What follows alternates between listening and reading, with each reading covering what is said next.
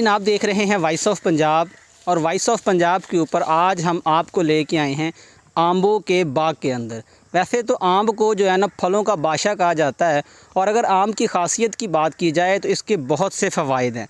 तिब्ब नबवी के अंदर मेडिकल की रूह से देखा जाए तो एक इंसानी जिस्म के लिए आम जो है वो एक अपनी मिसाल आप है।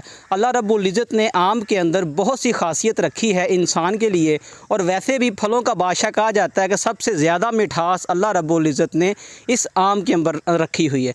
आम की क्या खसूसियात हैं और पौधे को कितनी देर बाद जो है ना वो फल लगता है, आम लगता है और उसको कैसे उतारा जाता है, इसकी क्या मुकम्मल डिटेल है, हम आपको वॉइस ऑफ पंजाब के प्लेटफॉर्म पे लेके आए हैं आम्बों के एक बाग के अंदर। ये मेरा कैमरामैन आपको दिखा रहा है, ये आम्बों का एक बहुत बड़ा बाग है और ये तहसील आरिफ वाला के अंदर वाक़ है।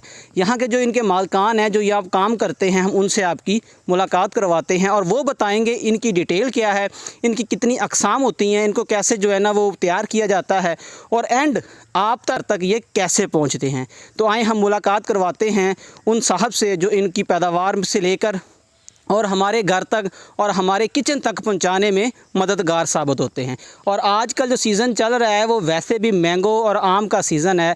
मैंगो को, आम को फलों का बादशाह कहा जाता है। इसकी डिटेल बताने के लिए हम पहुंचे हैं एक बहुत बड़े बाग के अंदर। ये हमारे साथ यहाँ के जो इनके ऑनर हैं, बाग के मालिक हैं, वो मौजूद हैं। इनसे हम आपकी मुलाकात करवाते हैं और ये बताएंगे हमें इनकी क्या डिटेल है। अस्सलाम वालेकुम भाईजान।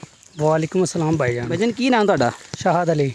शाहद भाई, ਅਸੀਂ ਤੁਹਾਡੇ ਇਸ ਬਾਗ 'ਚ ਵਿਜ਼ਿਟ ਕਰਨ ਆਏ ਆ ਆਪਣੇ ਨਾਜ਼ਰੀਨ ਨੂੰ ਵਾਇਸ ਆਫ ਪੰਜਾਬ ਉੱਤੇ ਇਹ ਅੰਬਾਂ ਦਾ ਜਿਹੜਾ ਬਾਗ ਹੈ ਦਿਖਾਉਣ ਵਾਸਤੇ ਆਏ ਆ। ਤੁਸੀਂ ਦੱਸੋ ਤੁਸੀਂ ਇਸ ਬਾਗ ਨੂੰ ਕਿਹੜੇ ਸੀਜ਼ਨ 'ਚ ਪਰਚੇਜ਼ ਕਰਦੇ ਹੋ, ਖਰੀਦਦੇ ਹੋ ਔਰ ਕਿਦੋਂ ਇਹਨੂੰ ਤੁਸੀਂ ਆਪਣਾ ਸਾਰਾ ਫਲ ਉਤਾਰ ਕੇ ਇਹਨੂੰ ਫਾਰਗ ਕਰ ਦਿੰਦੇ ਹੋ?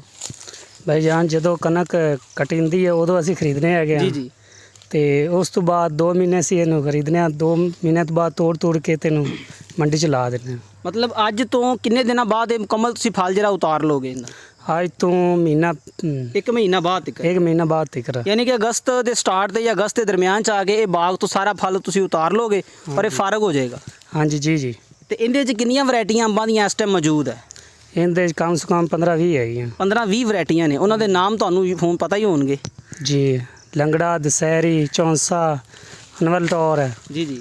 ਦੇਸੀ। ਸਭ ਤੋਂ ਜ਼ਿਆਦਾ ਇੱਥੇ ਕਿਹੜਾ ਜ਼ਿਆਦਾ ਕਾਸ਼ਤ ਕਿਹੜੇ ਅੰਬ ਦੀ ਕੀਤੀ ਗਈ ਹੈ? ਜ਼ਿਆਦਾ ਸਭ ਤੋਂ ਜ਼ਿਆਦਾ ਲੰਗੜਾ। ਤੁਸੀਂ ਜਦੋਂ ਇਹਨੂੰ ਉਤਾਰਦੇ ਹੋ, ਨੀਚੇ ਉਤਾਰਦੇ ਹੋ, ਹੁਣ ਜਿਹੜਾ ਸੀਜ਼ਨ ਚੱਲ ਰਿਹਾ ਅੱਜ ਕੱਲ੍ਹ ਤੁਸੀਂ ਤਾਂ ਕੰਮ ਕਰ ਰਹੇ ਹੋ, ਮੈਂ ਤੁਹਾਨੂੰ ਦੇਖਿਆ ਤੁਸੀਂ ਬੜਾ ਹਾਰਡ ਵਰਕ ਕਰ ਰਹੇ ਹੋ ਇੰਨੀ ਗਰਮੀ ਦੇ ਵਿੱਚ। ਇਹਨੂੰ ਉਤਾਰਨ ਤੋਂ ਬਾਅਦ ਇਹਦਾ ਕੀ ਪੂਰਾ ਇਹਦਾ ਪ੍ਰੋਸੀਜਰ ਕੀ ਹੁੰਦਾ ਅੰਬ ਨੂੰ ਤਿਆਰ ਕਰਨ ਦਾ?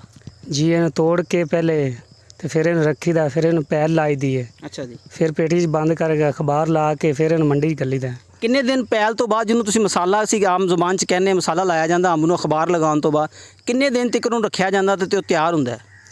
3 ਤੋਂ 4 ਦਿਨ ਤੱਕ। ਅਗਰ ਉਹਨੂੰ ਮਸਾਲਾ ਲੱਗ ਜਾਵੇ ਤੇ ਅੰਬ 3-4 ਦਿਨ ਬਾਅਦ ਤਿਆਰ ਹੈ ਜੀ। ਫਿਰ ਤੁਸੀਂ ਇਹਨੂੰ ਮੰਡੀ ਭੇਜਦੇ ਹੋ? ਹਾਂਜੀ ਜੀ, ਮੰਡੀ ਭੇਜ ਦਿੰਦੇ। ਤੇ ਤੁਹਾਡਾ ਇਸ ਤੋਂ ਇਲਾਵਾ ਵੀ ਕੋਈ ਬਿਜ਼ਨਸ ਹੈ ਵਾ ਜਾਂ ਬਸ ਇਹੀ ਕੰਮ ਹੈ?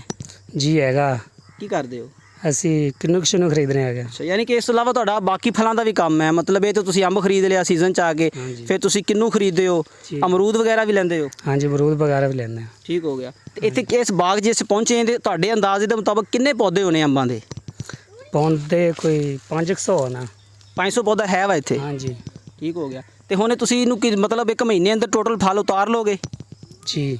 ਤੇ ਤੁਸੀਂ ਉਤਾਰਨ ਤੋਂ ਬਾਅਦ ਇਹਨਾਂ ਨੂੰ ਪੈਕ ਕਰਦੇ ਹੋ ਡੱਬਿਆਂ ਦੇ ਵਿੱਚ, ਗਰੇਟਾਂ ਦੇ ਵਿੱਚ, ਉਹਨੂੰ ਮਸਾਲਾ ਲਾਉਂਦੇ ਹੋ। ਕੋਈ ਐਸਾ ਵੀ ਅੰਬ ਇੱਥੇ ਹੈ ਵਾ ਜਿਹੜਾ ਕੁਦਰਤੀ ਤੌਰ 'ਤੇ ਉੱਤੇ ਹੀ ਪੱਕਦਾ ਵਾ? ਜੀ, ਪੱਕਦਾ ਹੈਗਾ। ਉਹ ਕਿਹੜੀ ਨਸਲ ਦਾ? ਮਤਲਬ ਅਨਵਰ ਟੋਰ ਕਿਹੜਾ ਉਹ? ਸਾਰੇ ਅੰਬ ਹੀ ਪੱਕਦੇ ਨੇ ਉੱਤੇ। ਤੇ ਐਡੀ ਐਮਰਜੈਂਸੀ ਉਤਾਰਨ ਦਾ ਮਕਸਦ ਲੋਕਾਂ ਨੂੰ ਮਤਲਬ ਫੌਰਨ ਅੰਬ ਪ੍ਰੋਵਾਈਡ ਕਰਨਾ? ਹਾਂਜੀ। ਠੀਕ। ਕਿਉਂਕਿ ਅੰਬ ਖਰਾਬ ਨਾ ਹੋਵੇ। ਯਾਨੀ ਕਿ ਉੱਪਰ ਅੰਬ ਜ਼ਿਆਦਾ ਖਰਾਬ ਹੋ ਜਾਂਦੇ ਨੇ? ਹਾਂਜੀ, ਜਿਹੜਾ ਡਿੱਗਦਾ ਉਹ ਖਰਾਬ ਹੋ ਜਾਂਦਾ। ਤੁਹਾਨੂੰ ਪਤਾ ਕਿ ਅੱਜ ਕੱਲ੍ਹ ਰੇਟ ਕੀ ਚੱਲ ਰਿਹਾ ਤੁਹਾਡਾ ਮੰਡੀ 'ਚ? ਤੁਹਾਨੂੰ ਜਾਂ ਅੱਗੇ ਸੇਲ ਕੀ ਹੋ ਰਿਹਾ ਅੰਬ ਦਾ ਰੇਟ ਕੀ ਪੰਜਾਬ ਦੇ ਵਿੱਚ? ਅੱਜ ਤੋਂ 5 ਤੋਂ 600 ਰੁਪਏ ਦੀ ਪੇਟੀ ਹੈ। ਅੱਛਾ, ਅਗਰ ਕਿਲੋ ਦੇ ਲਿਆਈਏ ਤਾਂ ਪੇਟੀ 'ਚ ਕਿੰਨਾ ਅੰਬ ਹੁੰਦਾ ਟੋਟਲ? ਤਕਰੀਬਨ 10-15 ਕਿਲੋ ਹੁੰਦਾ। ਇੱਕ ਪੇਟੀ 'ਚ 15 ਕਿਲੋ ਅੰਬ ਤੁਸੀਂ ਪੈਕ ਕਰਦੇ ਹੋ? ਹਾਂਜੀ। ਠੀਕ ਹੋ ਗਿਆ। ਤੇ ਇਹਦੇ ਵਿੱਚ ਜਿਹੜਾ ਮਿਲਕ ਸ਼ੇਕ ਵਾਲਾ ਕੰਮ ਹੁੰਦਾ ਜਿਹੜਾ ਕਾਫੀ ਸਾਈਜ਼ ਵੱਡਾ ਹੁੰਦਾ ਹੈ, ਉਹ ਵੀ ਇੱਥੇ ਪਾਇਆ ਜਾਂਦਾ? ਹਾਂਜੀ ਹੈਗਾ ਜੀ। ਉਹ ਕਿਹੜੀ ਨਸਲ ਹੁੰਦੀ, ਤੁਹਾਨੂੰ ਕੀ ਕਹਿੰਦੇ ਹੋ? ਜਿਨਸੀ ਅੰਬ। ਉਹ ਜਿਨਸੀ ਅੰਬ ਹੈ, ਉਹ ਸਿਰਫ ਮਿਲਕ ਸ਼ੇਕ ਵਾਸਤੇ ਇਸਤੇਮਾਲ ਹੁੰਦਾ? ਜੀ। ठीक हो गया। तो उनके किन्ने के पौधे इतने लगाए गए हैं? उनके है 3-4 पौधे। 3-4 पौधे ने? हाँ जी। ठीक हो गया। जी नाजरीन, आपने भाई की बात सुनी, मुकम्मल डिटेल उन्होंने बताई है। इन्होंने आपको जो आम्बों की इकसाम है, इनके नाम हैं, उनसे भी आपको आगाही दी है। और इन्होंने बताया कि यहाँ पे तकरीबन 500 पौधा लगा हुआ है आंबों का, ये बहुत बड़ा बाग है। हमने विज़िट किया, हम तो थक गए हैं इसको घूमते घूमते, अल्लाह इनकी रोज़ी में बरकत दे। इन्होंने कहा कि 1 महीने के अंदर हम टोटल जो फल लगा हुआ है इसको उतार लेंगे और फिर इसको हम पैक करेंगे, इसको मसाला लगाएंगे, जिसको अपनी ज़ुबान में, पंजाबी की ज़ुबान में ये पैल कहते हैं। वो लगाने के बाद, मसाला लगाने के बाद, पैक करने के बाद आम जो है वो 2 से 3 दिन के अंदर कंप्लीट हो जाता है, यानी कि खाने के लिए तैयार होता है। फिर इसको ये लोग मंडी तक पहुंचाते हैं। मंडी के बाद जो है ना वो हमारे घरों तक या जो बड़ी बड़ी शॉप्स हैं, मिल्क शॉप्स तक ये आम सप्लाई किया जाता है। कैमरामैन अमार शाकर के साथ हाफिज़ Khalid, voice of Punjab, district Pakpattan.